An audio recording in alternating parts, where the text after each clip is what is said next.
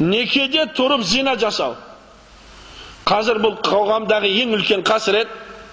Оны байда жасап жатыр, кедейде жасап жатыр. İmansız adam olsun нәрсені істеп жатыр. Бұдан қорқып жатқан жоқ бұл зинадан. Зина істеген адам намыс турысында сөйлемей-ақ қойсын. Себебі сол зинаның арқасынан тексіздер дүниеге келеді. Сол зинаның арқасынан тексіздер дүниеге келеді. Әкесін ұрып атқан, әкесін қорлап атқан кімдер? Зинаның арқасынан пайда болған балдар.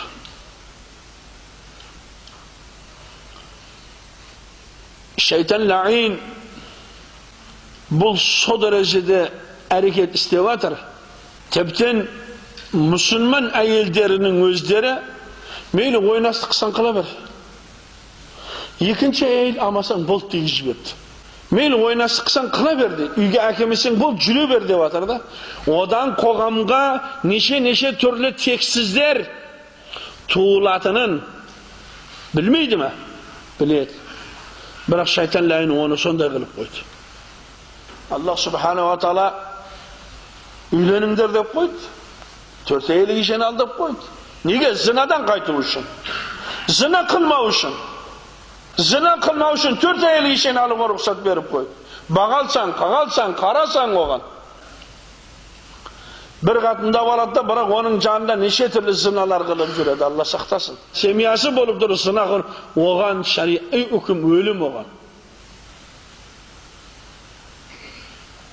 Zinadan öte katı sak bolуымыз керек біз.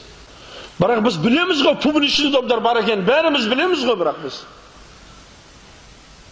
Қарың дұрыс па? Публичный домдар бар екен, бәріміз білеміз. Бірақ айта алмаймыз. O vaqtda уже bizde namus istemeye qala salады. Namus жоғалып қала салады. Bir жігіт айтады, ой, пәленші кепті дейді. Туыры мексиканский жүзікшелер ұқсап кәсіп деп қояды. Біз жүзікшелерді таниды болып қағамыз. Біз көреміз, білеміз жүзікшелерді. Қараңызда, бірақ бұл өте ауыр қылмыс бұл жүзікшелік. Қоғам бұзылады. Қоғамның ішінде haram bala payda болады. Haram bala payda болады.